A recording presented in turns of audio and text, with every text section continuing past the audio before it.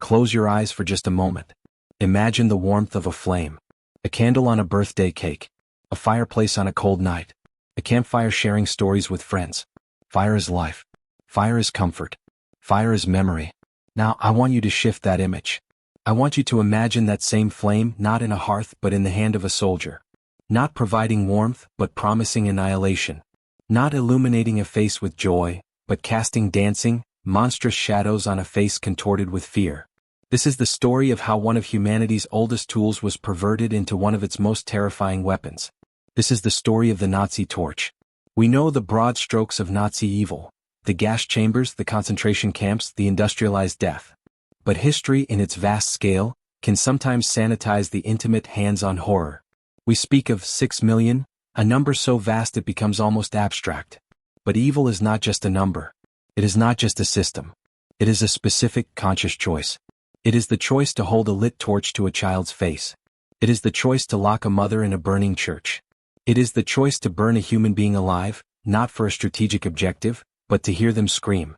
Today we are going to descend from the abstract into the horrifically specific. We are going to journey into the heart of the Nazi-occupied East, into the villages of Belarus, Ukraine, Poland, and Russia, where the German war machine unleashed a form of terror so personal, so sadistic, that it was designed not just to kill, but to erase, to traumatize, and to send a message written in fire and flesh. Resist and you will be turned to ash. This is not an easy story to hear. But it is a necessary one. Because the story of the torch reveals a fundamental truth about the Third Reich that the cold efficiency of Auschwitz can sometimes obscure. That at its core the Nazi regime was not just bureaucratic in its cruelty, it was also intimately, viscerally, and gleefully savage. To understand why a German soldier would set a woman on fire, we must first understand the ideological furnace that forged him. The invasion of the Soviet Union in June 1941, Operation Barbarossa, was never intended to be a conventional war. From its very conception, it was branded a Vernichtungskrieg, a war of annihilation. This wasn't just rhetoric. It was codified policy. Before a single German tank crossed the border, the Wehrmacht High Command issued the now infamous Barbarossa Decree. This directive effectively placed its soldiers above international law. It stipulated that for attacks by enemy civilians, German troops were to enact collective measures of force, immediately, without trial or due process. Partisans and suspects were to be shot on sight. This was the legal and moral green light for unrestrained brutality. But the legal framework was merely the excuse. The fuel was a toxic cocktail of racial ideology and centuries-old prejudice. Nazi propaganda had relentlessly painted the Slavic peoples of the East as Untermenschen, subhumans. They were depicted as a seething, primitive, Bolshevik horde, an existential threat to Western civilization. This dehumanization was not a minor detail, it was the central pillar of the entire Eastern campaign. The land was desired for German settlement, Lebensraum or living space. The people who lived on it were, in the Nazi worldview, akin to weeds that needed to be cleared, or at best, a slave population to be controlled through absolute terror. This ideology was drilled into every level of the German war machine, from the elite SS divisions tasked with pacification, to the regular Wehrmacht soldiers in security roles. They were not entering a nation of fellow human beings, they were entering a racial battlefield. In this context, a human life, especially the life of a Slavic woman, the future mother of the inferior race, had no inherent value. Her suffering was irrelevant. Her death was a necessity. This is the crucial backdrop. The soldier holding the torch was not, in his own mind, torturing a human being. He was cleansing the land. He was punishing subhumans. He was sending a message. The ideology had provided him with a moral alibi for murder, transforming an act of unspeakable sadism into a perverted act of duty. So, how did this ideology manifest on the ground? The scenario was often chillingly repetitive, a grim, bureaucratic ritual of death. Let's reconstruct a typical anti-partisan operation, as it would have been recorded in a sterile German after-action report. Dawn, the encirclement. It would often begin at first light. A company of German soldiers, perhaps from an SS cavalry brigade or a police battalion, would silently surround a village suspected of harboring partisans or withholding food supplies. The silence would be broken by the sudden crash of booted feet, the guttural shouts of orders in German, and the barking of dogs. The village, moments before stirring with the gentle routines of mourning, would be plunged into instant, heart-stopping terror. The assembly. The inhabitants would be dragged from their homes, grandparents, mothers clutching infants, wide-eyed children, young women. They would be herded at gunpoint into the central square, often near the church or a large barn. The air would already be growing thick with the first acrid smells of smoke as German soldiers, following orders, began systematically looting and then setting fire to the outer buildings.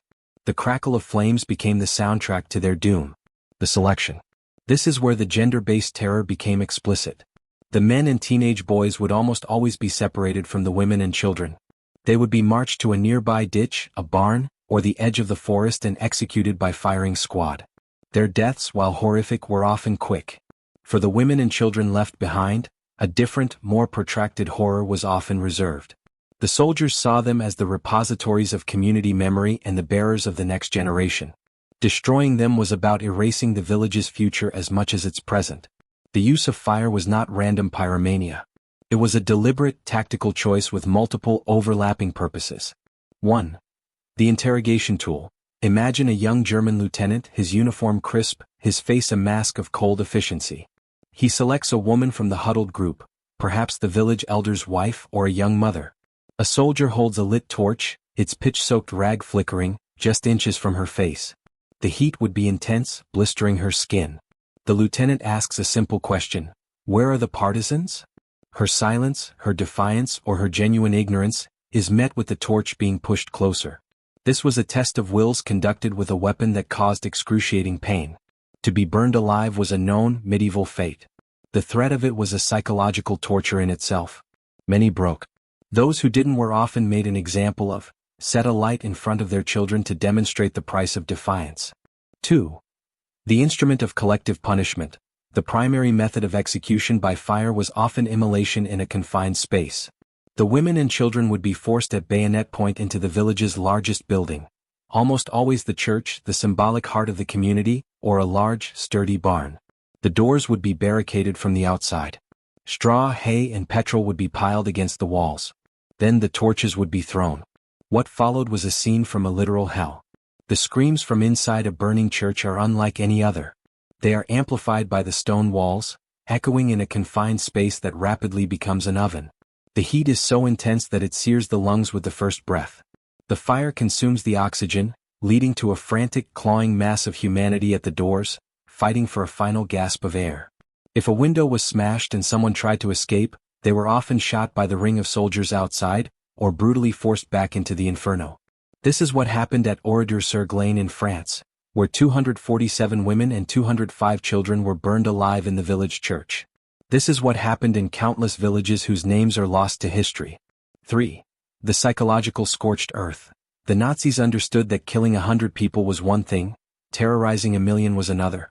The stories of villages being turned into human bonfires were deliberately allowed to spread. The goal was a psychological scorched earth.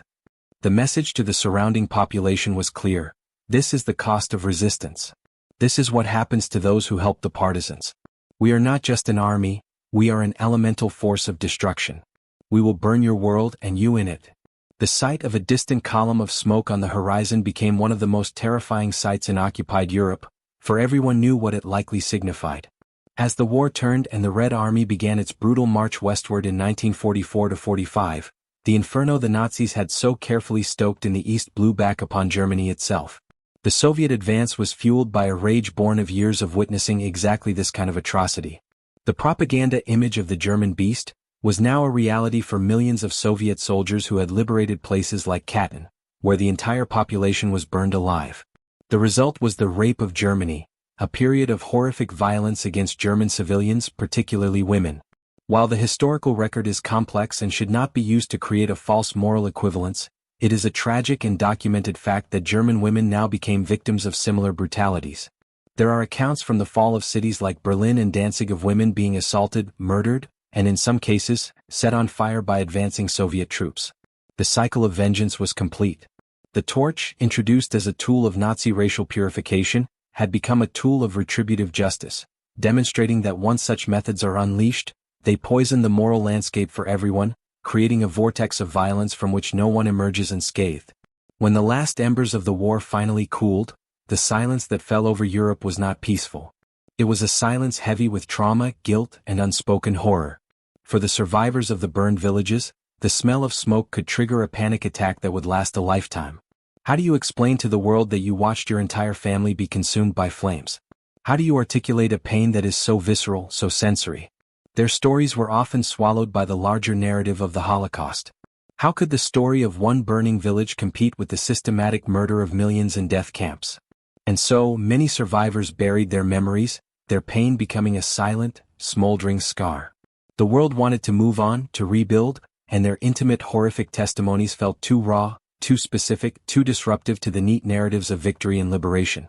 Furthermore, in both East and West Germany, there was a collective desire to look away. The men who committed these acts, the ordinary policemen, the clerks, the farmers-turned-soldiers, came home and reintegrated into society. They were fathers and grandfathers. To confront what they had done was to tear the very fabric of the post-war nation. The torches were extinguished, but the truth was similarly suppressed.